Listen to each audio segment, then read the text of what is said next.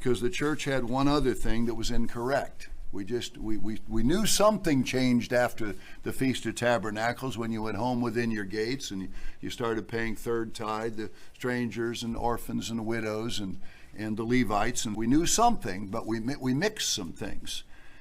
And so this is, again, we're straightening out certain doctrines, we're straightening out the plan of God and laying it out, whether it's getting rid of Tishri, and getting rid of earth, or it's correctly understanding how third tithe should have been paid, but never was. What I'm going to tell you would be applicable for the restored church of God.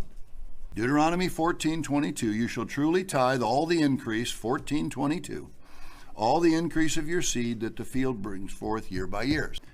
At the end of 3 years, you shall bring forth all the tithe of your increase the same year and lay it up within your gates. Chapter 15 says this, at the end of every 7 years, you shall make a release. And this is the manner of release. Every creditor that lends to his neighbor shall release it. He shall not exact it of his neighbor or of his brother, because it is called the Lord's release. Now that has nothing whatsoever to do with third tithe. Yet the church, I'm going to show you, mingled them.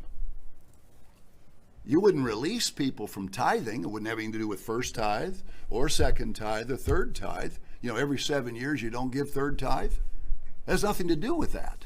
But the church sort of saw these two things happened at the same time. So here's what the church taught. I wish I'd have thought about this long ago, but one of the things I'm to do is, as an apostle, is to make these things clear.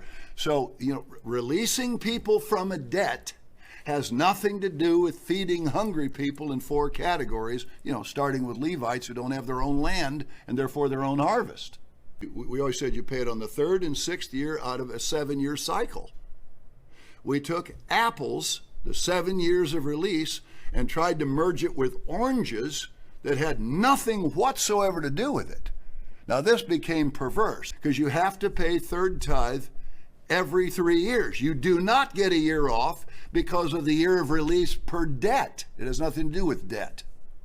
So if we went on, all of God's people, because we're coming into Heshvan, you would have to literally, and you should, I guess, for whatever days we have left, you should begin to pay third tithe. If you paid third tithe 2 years ago, ending 2 years ago, then you should start. And you should never take 3 years off. I can tell you that the church, little RCG, if we had just paid third tithe correctly, people paid it 2 out of every 6 years instead of 2 out of every 7 years, our income over our lifespan would be in the 7 figures. It would be an amount 7 figures. So I think to myself, wow, that's a huge amount of income that was lost. That has to be the doctrine of God. It's not my policy. There's no way to argue it. It's every 3 years.